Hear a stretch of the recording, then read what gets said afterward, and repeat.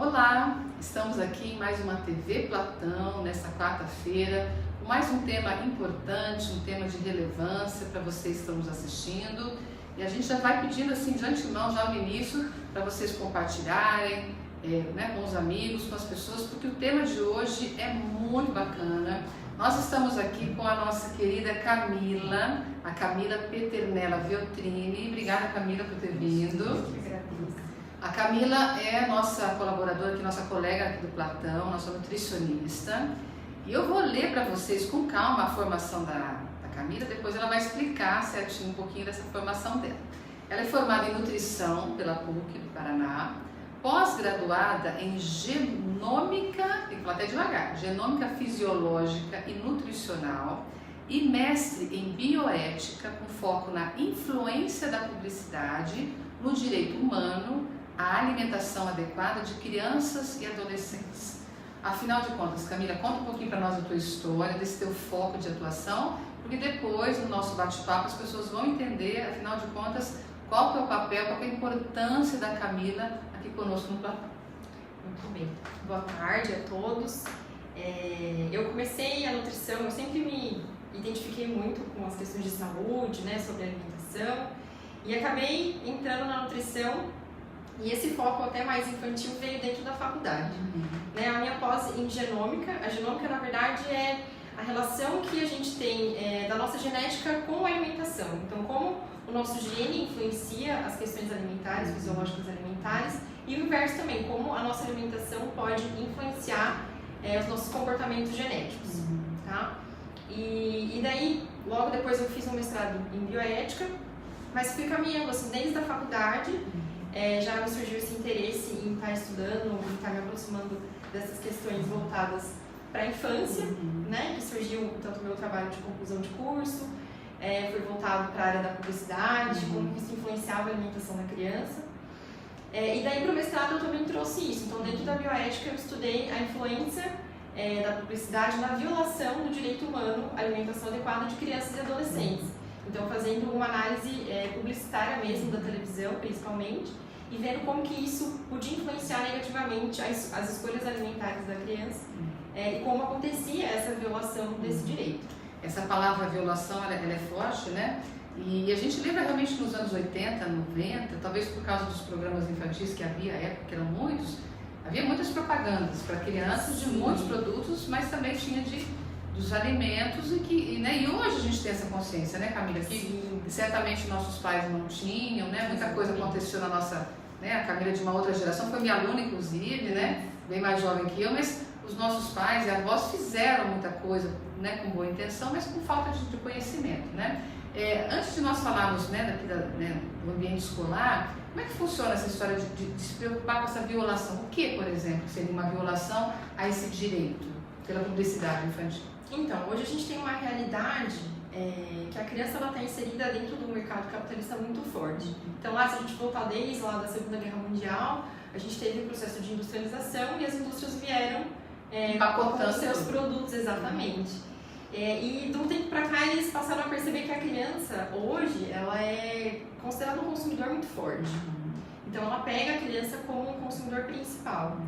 E para vender esses produtos, porque o principal intuito deles, eles pegam essa criança e bombardeiam elas com processos de persuasão, isso. Então, principalmente na publicidade. Então, usam ali de personagens, de cores, de músicas, enfim, que fazem a criança se aproximar desse alimento e que aquilo faça sentido para ela, para que ela consuma esse alimento.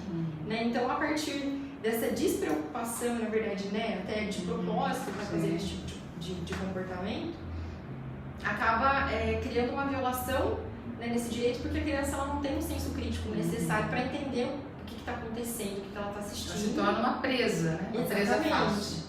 E ela vai se envolvendo e vai acabar. Mas hoje, legalmente no Brasil, como é que funciona? Existe o CONAR, que acho que fiscaliza as propagandas. Existe uma fiscalização, mas ela não ocorre de forma 100%. Porque quando a gente vai ao mercado, a gente vê muitos produtos que a gente sabe que não são bons, que tem esse apelo, Isso, dos personagens, das cores, ou das promoções, Exato. E vem alguma coisinha junto, um brinquedo. Com certeza. Nós estamos ao vivo aqui no Facebook, se você estiver acompanhando, quiser mandar perguntas também para a Camila, fique muito à vontade. Camila, vamos pensar o seguinte, para a gente conversar sobre esse assunto, a gente tem que ter equilíbrio, né? Porque todo excesso, todo exagero pode nos confundir. Vamos conversar um pouquinho sobre a diferença entre alimentação, entre você se alimentar, se nutrir e somente comer, né? Porque eu não sei, eu sou leiga, mas parece que quando fala de comer, a gente lembra mais de uma coisa, não sei, meio instintiva, né? A gente quer matar quem está nos matando, mas não faz isso direito.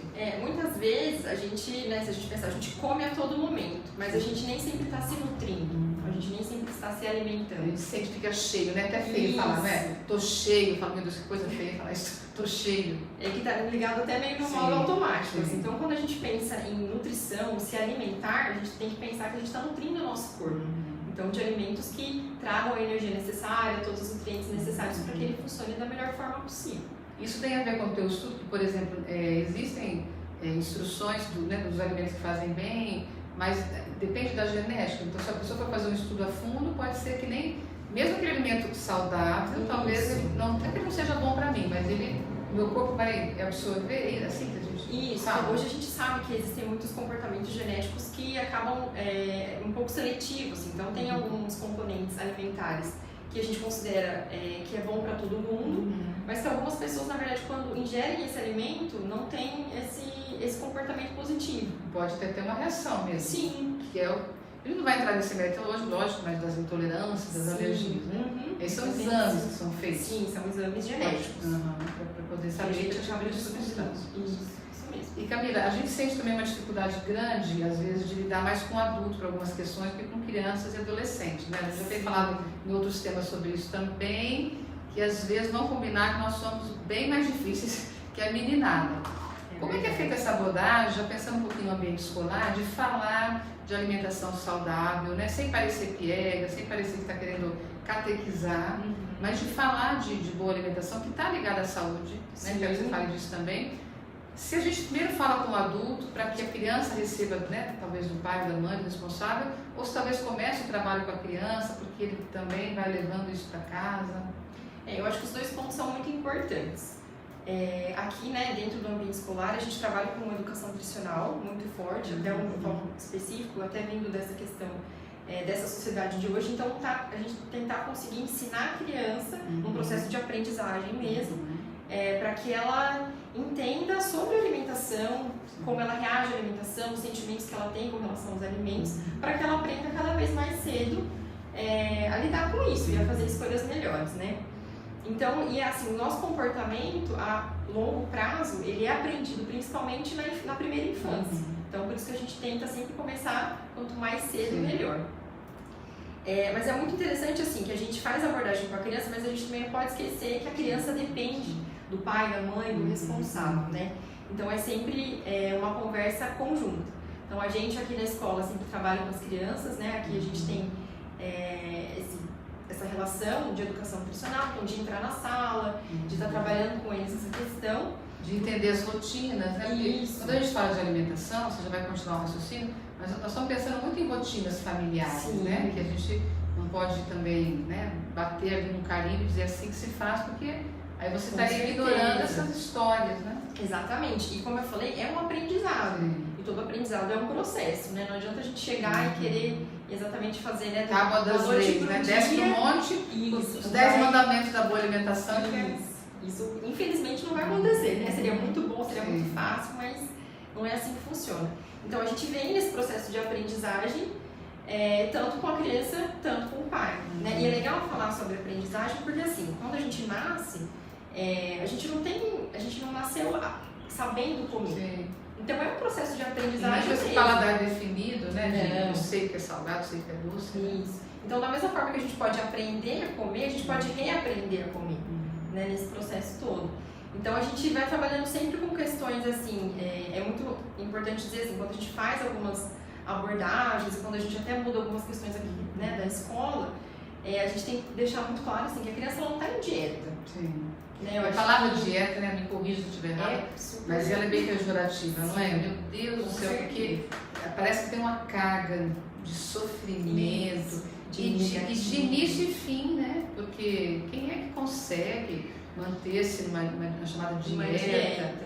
Né? E aí parece também um clichê falar disso, mas a reeducação é porque a gente quer que continue. Não é simples, porque é hábito, né, Camila? Exatamente, né? Essa aprendizagem constante que a gente tem. Então é legal a gente estar abordando sempre assim que as crianças não estão em dieta. Né? Toda a abordagem que a gente faz é para trazer uma alimentação mais saudável e para que ela para que faça sentido isso para ela dentro dos hábitos dela e dentro dos hábitos familiares. Né? E dentro dos apelos, por exemplo, a gente vê quando os vídeos de fazer uns pratos coloridos e fazer né, umas formas, umas coisas, eu falo, meu Deus, mas que trabalho que dá isso, que isso ainda tem capaz. Mas tem isso, a criança ela se sente mais motivada? Ou eu não sei, não está com fome, porque às vezes a gente fica nessa agonia, né? Come pouco. Eu não sei se a gente compara o apetite da molecada com o nosso, fala, mas comeu tão pouco.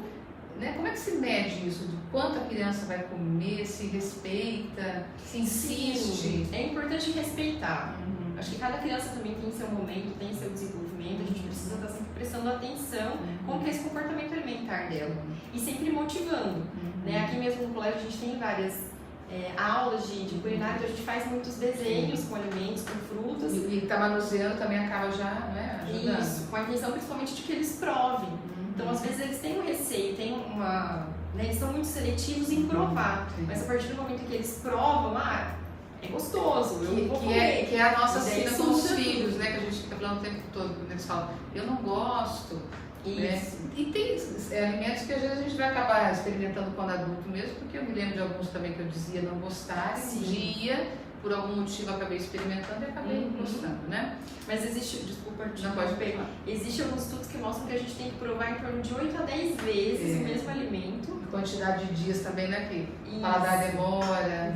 O paladar vai se habituando. Estou conversando com a Camila e pensando nos meus aqui, porque eu também não vou bancar muito de hipócrita, não, porque eu falo que é a cabeça, não é, Camila? Sim. A cabeça que tem que estar bem organizada para isso, para a gente poder ensinar as crianças também.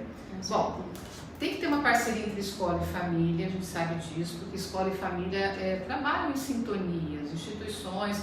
No caso das escolas públicas tem o Estado também, no caso das escolas particulares isso fica entre as instituições e as famílias. E aqui no colégio nós temos uma preocupação muito grande, um cuidado, né, Camila? Um zelo, porque eu acho que preocupar-se com isso é uma forma de demonstração de afeto, inclusive, né, de afagar as crianças. E eu queria que você explicasse um pouquinho para as pessoas, nesse pouco tempo que temos, mas depois haverá outras oportunidades, o que é o PASP, que é um plano novo, que foi implementado esse ano na escola, é o Plano de Alimentação Saudável Platão. Nós já tínhamos umas outras abordagens, mas esse ano estamos com essa novidade. Conta para nós. A gente está passando por um processo de transição, algumas mudanças que estão acontecendo aqui nos lanches, na realidade alimentar do colégio. Então, o ano passado eu fiz um trabalho de observação, de estar junto com os alunos, vendo o que estava acontecendo, o que eles estavam trazendo de lanche, como é que estava o lanche aqui da escola. E a gente decidiu fazer algumas mudanças para melhorar a qualidade alimentar do colégio, de todos os alunos, né? Então, a gente está fazendo esse processo de transição, trazendo alimentos mais nutritivos, deixando de usar algumas calorias vazias, que a gente chama, que seria uma quantidade de energia, de caloria que é desnecessária para a criança nesses momentos, sabendo já de uma rotina que ela tem em casa. Então, a gente sabe que existe uma rotina familiar, em que ela come doces, enfim, alguns alimentos específicos que aqui dentro da escola a gente acha que não é legal ter na nossa rotina. Então, a gente está fazendo essa mudança de tirar esses alimentos e trazer, por outro lado, alimentos que supram toda essa necessidade que eles precisam de nutrientes, de energia, mas que seja de uma qualidade nutricional muito melhor. E numa parceria também com a educação física, com os esportes, concorda? Porque vocês têm sempre esse diálogo, porque tem, lógico, tem, a Simar veio aqui recentemente, a atividade física tem que estar em sintonia com essa alimentação toda, não é? E muitas pessoas, Camila, assim, eu já ouvi críticas de que, olha, a escola não deveria se envolver com isso porque é papel da família, né? Não adianta a escola fazer isso lá ou não vender determinado produto, porque na família... Mas é justamente esse trabalho do adulto, quer dizer, quem são os adultos responsáveis que ficam com essas crianças? Você comentou até nos bastidores, quanto tempo que algumas passam aqui? Sim, é muito tempo. A criança hoje, ela às vezes passa mais tempo na escola do que em casa. Chega em casa às vezes, né? Tomam um banhinho e aí acabam já, né? As mais novinhas, por exemplo, acabam às vezes dormindo. Sim. Quanto tempo que ficam aqui? Então, né, esse trabalho em conjunto é muito importante, mas que seja sempre conversado e que seja numa linha parecida, assim. Né? Porque daí às vezes a gente trabalha aqui ou né, chega em casa e também tá já não. E os pais costumam te procurar também, tem essa abertura, né, para ter alguns acompanhamentos específicos, né, sobre sua prova disso. Tem vários pais que procuram para ver, até conhecer um pouco mais da realidade do colégio, né, o que está acontecendo, quais são os melhores caminhos para estar seguindo, né, de acordo com a faixa etária, porque também cada faixa etária tem as suas necessidades. Então tem uma quebra também grande, né? Às vezes é lógico, a família não vai reproduzir o cardápio, os mesmos pratos e receitas, embora a Camila possa às vezes compartilhar alguma coisa, mas que ele continue, porque senão, acho que imagina a cabecinha da criança também, que confusão que fica. Sim, considero. A cabeça é uma coisa. Isso.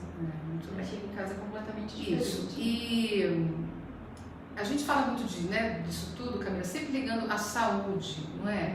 Porque é um problema pensar em estética, né? Assim, por exemplo, com crianças obesas, né? Crianças acima do peso, tem que ter um trabalho de preocupação com a saúde. Deve ser mais difícil, né? Porque a criança não tem muito ainda essa preocupação muito com a imagem, com o outro.